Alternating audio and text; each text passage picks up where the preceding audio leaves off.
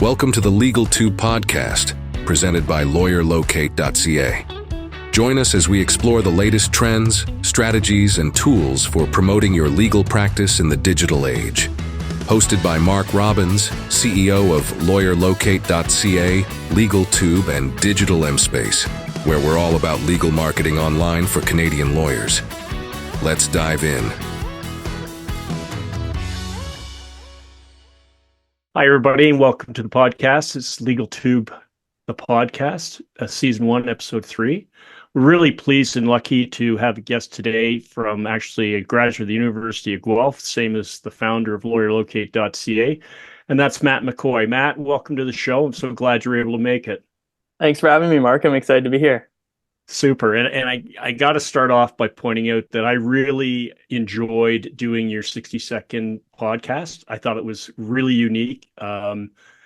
Strangely enough, though, for 60 seconds, I found that's a lot of pressure. Surprisingly enough, to ask the one question and then answer it. Whereas when I do this, it's more free form, and I'm just, going away with whatever comes to mind most times and having a good conversation with guests. So, but yeah, thanks so much for that. I really enjoyed it. And I certainly pass it along to some other people. I think you've got in touch with some of my other clients that may have some interest in doing that show with you.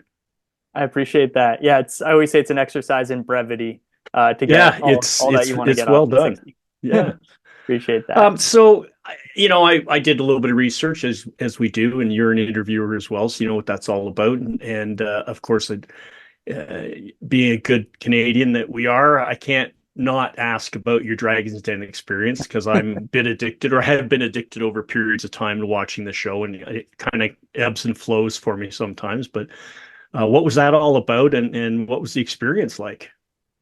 Yeah, so pretty funny story, actually, in a couple of ways. So I was actually a university student at the time at University of Guelph, and we had a summer business. A friend and I, we had the summer business, and basically what we did kind of sounds weird, but we cleaned and repaired people's barbecues. So basically we'd go to their house, take apart their whole barbecue, sometimes change out the parts, in total just get really greasy, get really dirty, but ultimately make the barbecue look like new, perform a lot better, and just overall be a lot safer and healthier to use. So that was our service that we started as a summer business in our first year of university. And we kind of just started by going door to door in our neighborhood, and it kind of took off a little bit. So we hired some people, grew our business, and I guess the lucky break was one of the producers from Dragon's Den was a customer of ours. Oh. So we honestly had never thought about Dragon's Den. It wasn't even on our radar, just because we were students. It was a summer business. We were full time in school in the fall and winter. Honestly, probably more so focused on our business than school. But yeah, one of the producers was a customer, and they gave us a call. And I remember I was literally sitting in my dorm room when they called. It was on my cell phone. That was our business phone line. And she called, and she's like, "Hey, this is Megan." Her name was Megan. One of the associate producers from Dragon's Den. We'd love to have you on the show, or we'd love to have you audition on the show. And I thought it was a prank call, to be honest. I didn't think it was, I didn't think it was real. I was just like, oh, another scam call. This one's kind of interesting sounding. This is weird. So anyways, I didn't take it that seriously, quite honestly. I just went to my business partner in the room next to me who lived with me, and I said, "Hey, I think one of the producers from Dragon's Den just called us, wants us to audition on the show." So we talked about it, and we ultimately turned it down the first time because we didn't think it was really that relevant for a summer business. Especially, I think we had 8 employees at the time. We weren't very big, and we just thought maybe down the line. So I called her back. I said, "Appreciate the offer. No, it's not a no forever, but just for now."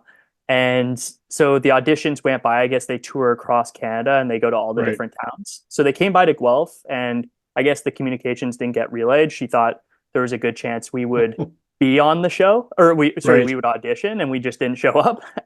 So she called me back, actually, and she said, "Hey, we were in Guelph. You didn't come." And I said, "Yeah, I mean, I told you I wasn't going to come." Oh, and she was like, "Yeah, she's like, you have to come, just audition. It doesn't hurt to just do the audition part at least." So she convinced us. We went, we auditioned, and then the process basically works like you either get on the waiting list or you get a direct invite to the show. So we got put on the waiting list, and she Okay. basically said you have like, you know, I think it was like a 33% chance of actually getting on the show if you're on the wait list, but you just wouldn't find out until the very last minute. So basically, what happened for us, we were on the wait list and we found out 2 days before going on that we'd be like auditioning in front of the Dragons on CBC. The timing worked out such that we were in exam period. We were finishing our exams for university. The first day of our barbecue season was starting the next day. So we Oh, had, geez. yeah, we had, I think, 15 new people to train that day.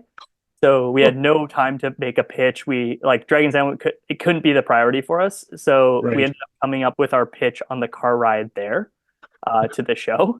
And we called up one of our customers on that day and said, "Hey, can we take your barbecue with us to CBC for the day? We'll bring it right back. We just want to have a demo on the show." Right. So we Right. rented a U-Haul, grabbed their barbecue, cleaned half of it, so it was like a before and after. Got to the show, they helped us, gave us a lot of coaching on our pitch, and yeah, a few hours later, we were pitching in front of the Dragons, and the rest was history. We got an investment deal on the show, and it really helped our business. So the Tree Living was the guy that invested with you, correct? Yeah, he gave us the deal on the show. Full transparency, we ended up not going forward with the deal after the show. Oh, Um, okay. Now I yeah, understand that's not unusual. That happens more often than people realize. yeah, I think it happens to like the vast majority of the deals. So yeah, for us, it just we basically like we didn't actively need investment, but we really did want to have a mentor.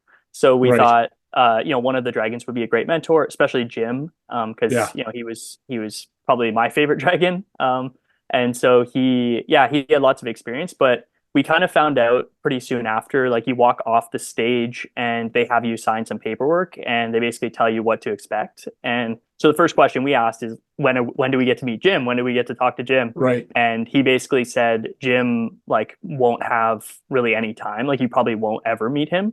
You'll just kind of work Wow. with the team and they'll set these growth I guess guidelines. They'll kind of help you with your business plan, things like that. And we just kind of dragged our feet a little bit because we weren't super excited about that option. And then, yeah, after the show aired, like some other people reached out and we ended up getting someone who was a mentor and an investor for us that helped us grow. So, yeah, we unfortunately didn't get to work with one of my personal heroes, Jim, but we got to shake his hand on the show.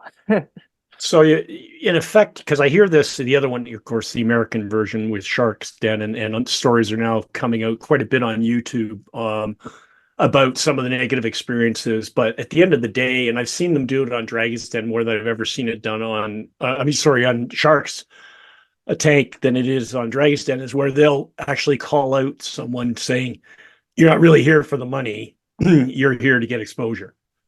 Yep. So in a reverse sort of way, that's kind of what happened for you. You got the exposure that you got national exposure that you would never get for free, Exactly. Yep. right? So it did ultimately pay off for you. That's a great story. That's really fascinating. Yeah, It's funny because I we live in Canmore now. We moved out from the GTA 3.5 years ago. And obviously all my stuff came when we downsized to move to Canmore, and I had a barbecue, and it just hadn't been taken care of, and I just didn't want to spend the time, and just by coincidence, so I was scrolling through Facebook looking, is there anybody that would come out and do, and there's a guy, Eastern European guy, probably in his 60s, in Calgary, that has exactly the same business that you described, right? Where he would come out and he completely, have a Napoleon grill. So it's a decent very nice. grill, and Yep. cleaned it top to bottom and everything else. It was like $180. And it was like the thing looked like it was brand new. It was amazing. And so when I saw that and thought about my thing and then saw your connection, I thought that was kind of cool. So That's funny. Yeah, we on that note, we that was actually yeah, the inspiration behind starting the business. We weren't the first. We wanted right. to start it, but yeah, my business partner's mom had gotten the service done and I guess had a horrible experience. The guy came I'd back read that like in your background. Yeah. yeah, he came back like three times. I think he charged like $500 and Wow. overall it was just terrible for her and yeah, we Right. thought, we can figure this out. So yeah. Oh, it's that's interesting. great. And now did you keep, does the business still exist or is it done? Yeah, business exists. So I sold my half of the business in my Right. last year of university. So we started in our first semester of school, and then 4 years later I exited. So yeah, that was a story there. And yeah, the business is still growing. When I had left it off, we had kind of had a footprint, a little bit of a footprint in each of the provinces, like the main population centers of Canada. Right. Oh, nice. And yeah, it seems to be growing quite a bit now. And I think they're continuing on with franchising and the vision I guess we had talked to Jim about in that short period on the show. Right. Right. Oh, that's great. So moving forward now, you're involved with a company called Jobby, and you're the co-founder and CEO. Tell us a bit about what Jobby is all about. Yeah, so Jobby, a bit of an interesting story. We initially started out as a tech startup. So our vision was really that when you're looking for jobs, like when you're on the job market, you're searching for jobs, especially, I guess as a younger, like entry level or like starting off your career.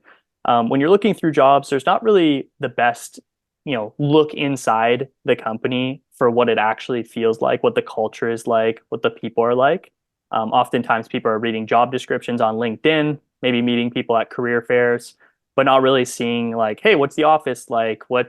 What's my boss going to be like? What are my coworkers like? Like, what's this really feel like to be at this company? And what we found with our generation was that was actually a really high priority, especially with, when you're looking at co-op jobs or new grad jobs. You really like I think people look beyond the money, look beyond even the job itself, but want to be a part of something bigger, like a culture. So yeah, we initially wanted to build an app where instead of looking through written job descriptions, you could scroll through videos that were produced by the company, not like high production marketing videos, but more like Right. candid videos from employees and team members. And then you'd be able to use that app to swipe and apply to jobs based on based on what you saw there, not necessarily based on the written job description as sort of your first impression. So that was our vision for it. We started basically just reaching out to all the coolest companies we could think of that employed a lot of students and young people, and Right. started just making videos for them for free. And like, I don't have a videography background, didn't come from that space. I just want to make like candid videos. So we met a lot Right. of people at some of Canada's larger companies, even met some of the CEOs in that process. And I guess we sort of, we're not huge risk takers, so we didn't want to build out this whole tech platform and put a lot of risk into it. So we just started making videos as a way to sort of fundraise for our ultimate vision of building this platform. And then, Right. yeah, through iterations, that became a service that we offered. So we're now kind of a subscription service where thought leaders and CEOs and executives can produce this sort of authentic, candid content of themselves positioned as a thought leader in their industry. And we make it really easy Oh, for them to do on a monthly basis. cool. I love the idea. It's interesting because there's some parallels as to where we went with our digital marketing, and I recognized probably 18 years ago, and because at the time our main focus was the one vertical market with the legal market lawyers in Canada. Now that was what Lawyer Locate was all about. It's an online legal referral service as an avenue for lawyers to market themselves to the public. And then we also we have a company called Digital M Space, which does website design development and SEO work. And then I grabbed a hold of LegalTube.ca 18 years ago. Oh, wow. Just I bought the URL and just said, I just have a feeling this is a good thing to have because and at that time, lawyers were all about content, all about blogging. And I was at that point, I guess maybe a little bit ahead of my time in the legal community because I said, you know what, blogging's dying. And the reality is, whether you like it or not, anybody under 30 is using YouTube. They're not even using Google. And that was 18 years ago. And we were a partner at that time of Google. So we were working with them. We had a lot of inside information as to what the numbers were really like. Hmm. And I would get in these debates, with different functions with lawyers that were, big time bloggers. And I would always say the same thing. I'd say, look, I looked at your blog. It's really good. It's really cool. Some material's dry, but Yep. the only people commenting on your blog are other lawyers and other bloggers.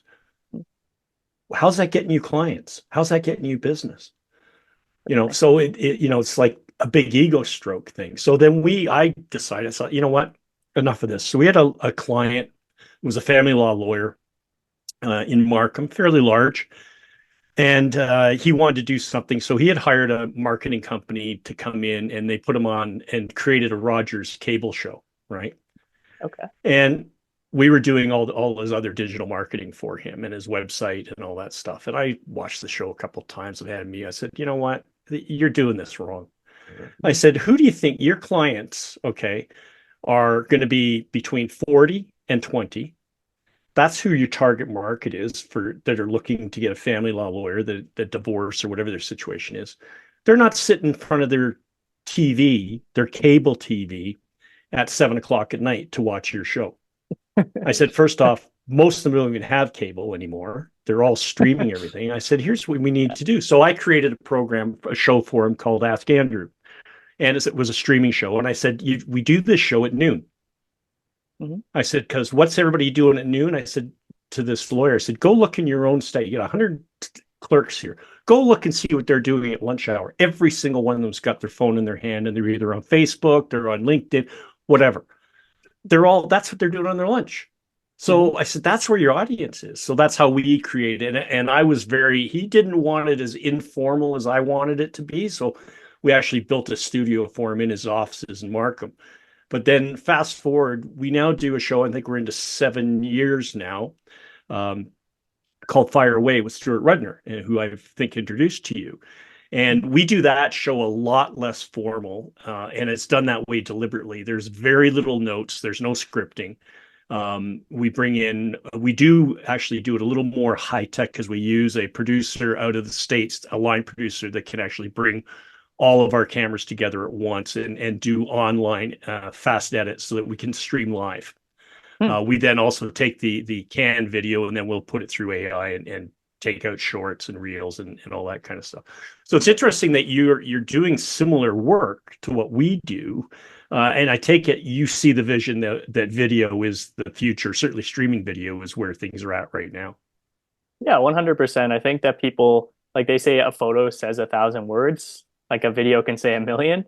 Right. So I think just overall, if you're looking to build a relationship with someone, build a connection with someone, I don't think written posts can quite do that the same as showing your face, showing your personality, showing who you are. And yeah, at the end of the day, I think everyone looks up who they're working with, whether it's, a podcast guest, client, potential client. Everyone's going to do that Google search of their name or that search on LinkedIn. So I think all else equal, if you're someone putting your face out there, showing what you stand for and what you represent versus someone who has, no profile picture, nothing on there, probably going to feel more rapport, more comfortable with the person who has their face out there and is, showing their opinions on things that matter to you. Right. No, I completely agree. And gradually, my vertical, now we obviously, we don't just work for lawyers now. We've expanded past that, but that's our core client base. And I'm starting to see the changes with the younger lawyers coming on stream. They seem to, they get it a lot faster as to what the internet means to them and what digital marketing is, as opposed to old traditional print marketing and that type of stuff. We still have lawyers out there that just won't have any part of video, and just I won't. I said, well, I try to explain to lawyers. I said, you're in the most highly competitive profession in the world. There's nothing more competitive. And if you're in the GTA, you're in Canada's market. That is the biggest. Everybody wants that client. So you got to find a way to be different and distinguish yourself. And, this is why we come up with the idea that shows. I'm trying to do more stuff with Reels now because I think that's a real valuable tool. I think TikTok's misunderstood, and it took me a while to figure it out. And I get it now. I totally understand what the addiction is to TikTok and how you can monetize it for business and for professions. It's a great vehicle that way. I mean, I'm not a fan of Twitter. I have never been, really. I mean, I know we had to be there. You have to have a presence, but I just don't, and I certainly don't like where it's gone under Musk. I think there's enough right-wing nut jobs around. We don't need more of it on social media. It's just become for me a bit of a cesspool. I don't know what your feeling is on that, but and Facebook is a platform that I think still to this day hasn't been able to define itself. Is it a family orientated friend and family? Is it business? Is it somewhere in between? It's really hard to. I know we use it when we recommend to all of our clients on social media that you should be on every platform and you should be posting regularly and giving what is perceived to be giving something, Mhm. for people that helps them. What's your take on the social media platforms today and how it relates to digital marketing? Yeah, I mean, I think generally the principle applies. It doesn't hurt to post on all the platforms, like all the major platforms. I think like tools have made it so easy to build out these posts and kind of cross use the same content or similar content on each platform. But yeah, I would generally say like what I find is Facebook does have that. I like how you put it, identity crisis. I haven't really Right. seen too many people as of late in North America specifically have any meaningful results on Facebook. And I personally, like with my own businesses, I've never had any luck with Facebook and, regardless of what I tried. And I think it's because no one really actually uses Facebook that often or, Right. has a purpose when they're there. So yeah, I think probably the most underrated platform is YouTube Shorts. So I think like the longer videos are pretty like widely used and they're really valuable. But YouTube Shorts pretty much has as many users in North America as TikTok, and the growth is like continuous because YouTube already hit every single demographic regardless of age. Like pretty much everyone's seen a YouTube video. So YouTube kind of accomplishes what TikTok does on Shorts with already having all those existing users. So I think Shorts is probably currently the most underrated one. And then LinkedIn, I think is something that's underrated as well. LinkedIn acquired, I forget what the company's name was. I think it was last year or a couple of years ago. They acquired a major news aggregator. And I think LinkedIn is somewhere where people go, specifically B2B, where they go to consume news, where they go to learn from industry leaders. I met someone who was really good at LinkedIn, and they kind of framed it as it's kind of the modern day conference or event because people are kind of there to like they're open minded and they're there consuming content, and it's pretty much exclusively business content or news. So yeah, I think LinkedIn something that's also underrated if you talk to like pure marketing people. I think like LinkedIn's almost an afterthought. And I've always been surprised because I like pretty much all the business that I've ever done was meeting people through LinkedIn, and probably some of the most interesting people I've met throughout my life, whether it's when I was a student up until now, have always been on platforms like LinkedIn. So yeah, I'd say those are my takes. And yeah, everything else you were saying, I would probably just echo in terms of posting on every platform. And yeah, Reels is great. Twitter, yeah, I think Twitter is hit and miss. I think there's a lot of in terms of just like the product development on Twitter has like accelerated quite a bit. There is a lot of new products. They're introducing like Twitter payments. Right. They're integrating the AI tool with it. So I think Twitter from a product standpoint is going to evolve. It probably won't look the same as it does now. Maybe the content moderation and things like that is questionable right now, or maybe at best in a transition stage. At worst, they just don't care. Right. But yeah, I think Twitter is something that like you can't sleep on anything Elon Musk puts his mind to because you can like him or hate him, but usually his businesses pan out, even in the Yeah. short term when they don't look like they're going to. So yeah, I always keep an eye on Twitter because I know that the guy who built a rocket company and an electric car company at the same time is capable of doing some interesting stuff. So I'll I never his personal opinions are his personal opinions, but I'll never Right. sleep on anything he's building because product wise, I think he does some pretty crazy cool things. Yeah, there's my family is a electric car owner, not a Tesla. My wife drives a Kona. She had an original Nissan Leaf when they first came out. Oh So wow. we're pretty deep into that whole thing. And I will say on my list of electric cars that I would desire, Tesla wouldn't even be in my bottom five. They've got a lot of problems that people don't know about till after they get one.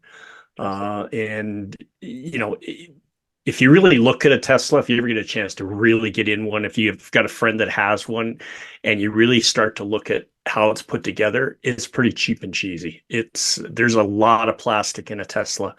Um, Having said that, again, you're right. You separate Elon Musk's personal opinions, which is, somewhere out there where his rockets go.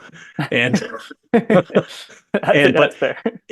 I do say, I mean, like I said, we do have a presence there, and I tell my clients to have a presence there. How you use it, I said, I often caution, stay away from politics, stay Yeah. away from, getting into baiting arguments with people on, because there are people that just troll. That's all they want to do. They just want to get a Yeah. rise. It's not going to benefit you at all.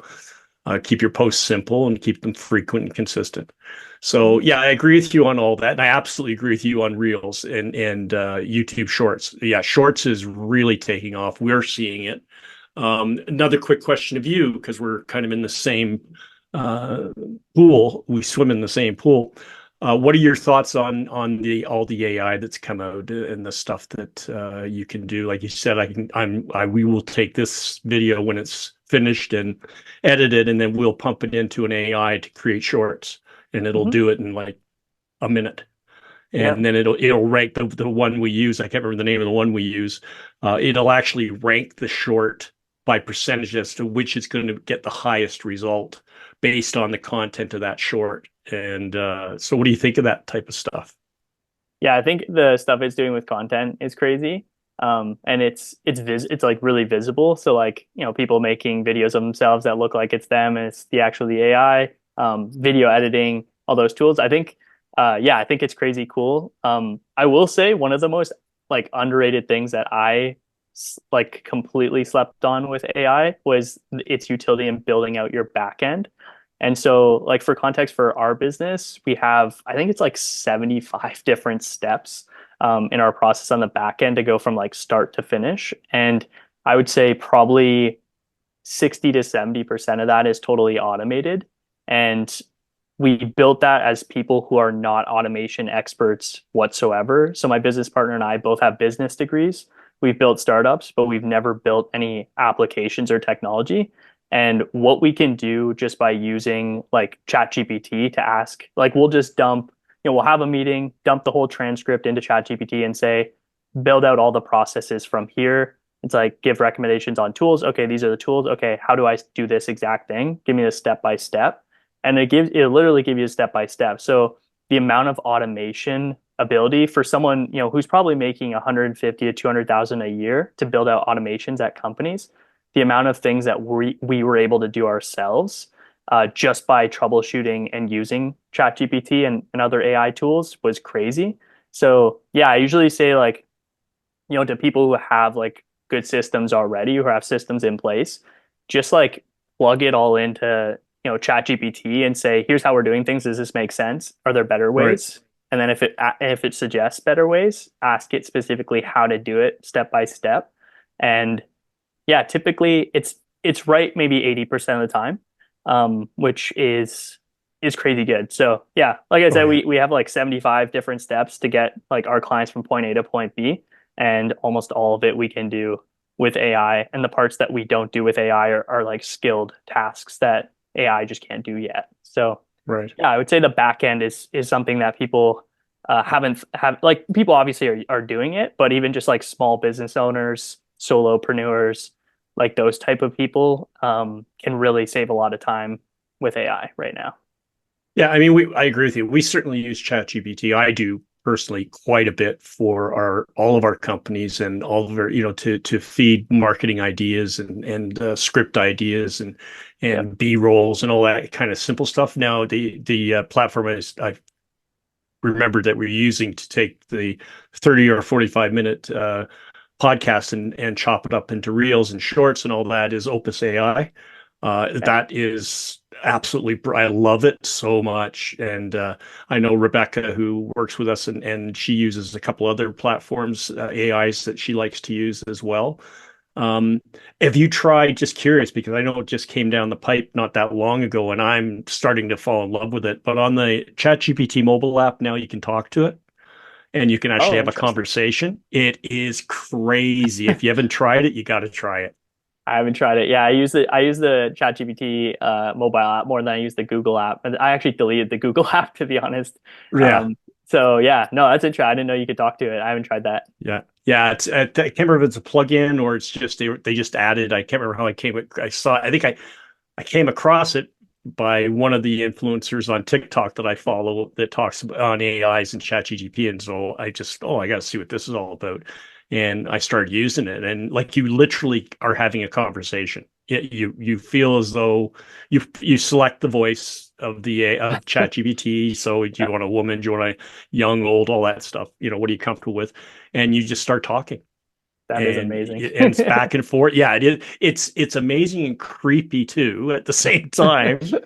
The other thing that I wanted to point out, and you touched on it, and the part of AI that I find scary, and we'll use our friend Mr. Musk as the example. I'm sure in you go on YouTube or wherever you go, you've seen the AI generated fake news ad with CBC I and have. Elon talking about his investment and how he's going to make everybody $200,000 in 30 days, whatever.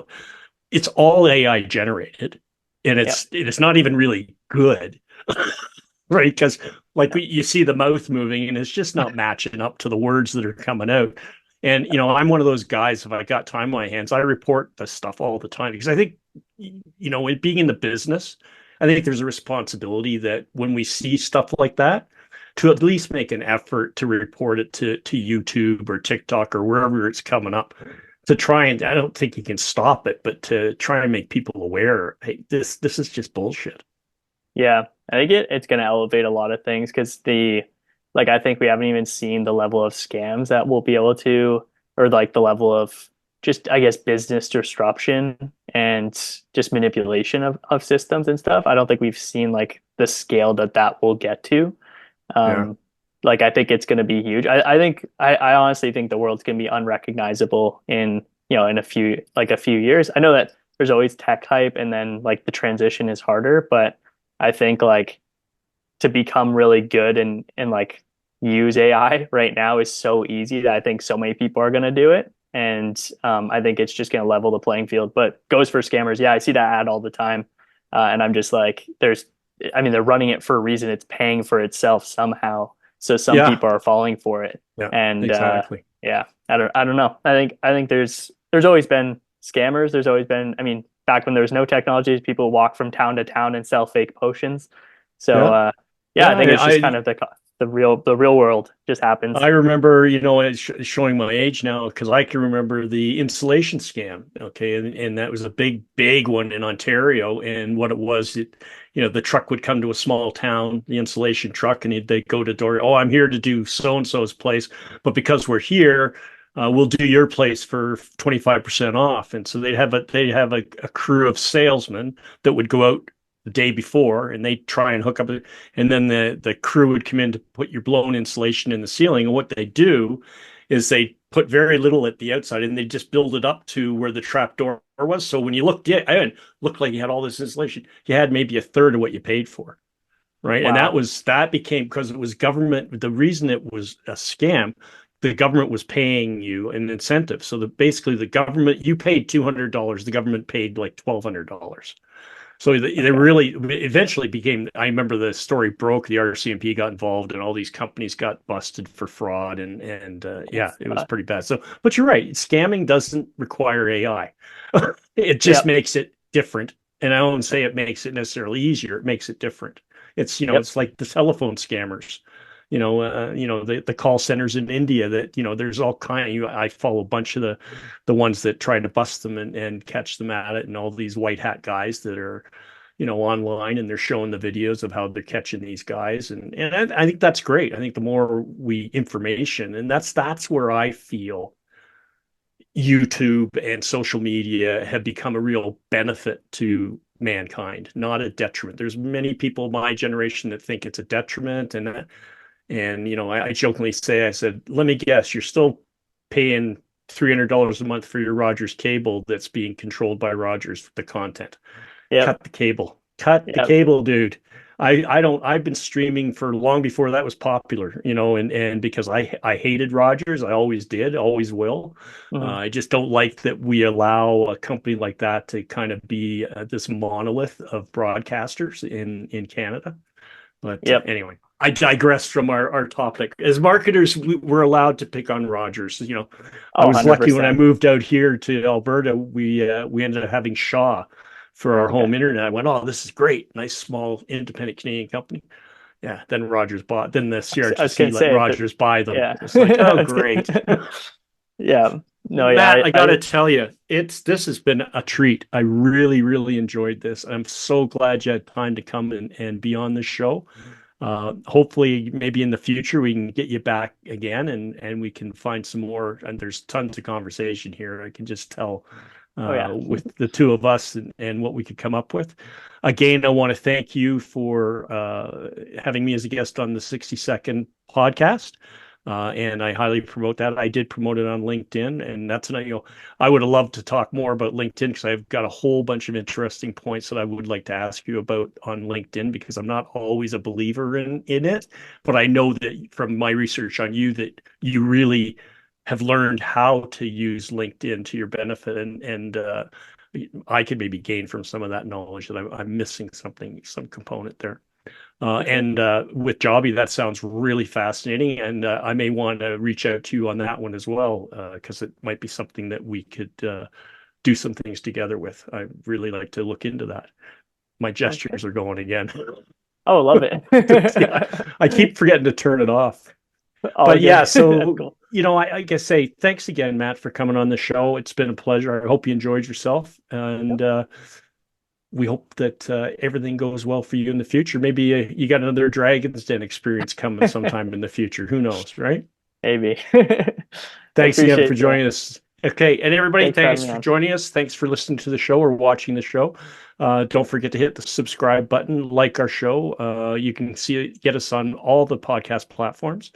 We'll be back next month, and if you're following us, you'll get the date and time when the show's going to be on. Thanks again to Matt as my guest. Thanks, Rebecca, who's working behind the scenes that makes this all come together nicely. And thanks to all you that have taken time out of your day to listen to us. Take care. Thanks for joining us for this episode of the LegalTube podcast. Ready to take your legal marketing to the next level? Our show delivers expert insights and practical advice to help you succeed in today's competitive legal landscape. Whether you're a seasoned pro or just starting out, this podcast is for you. For more information, check out LawyerLocate.ca.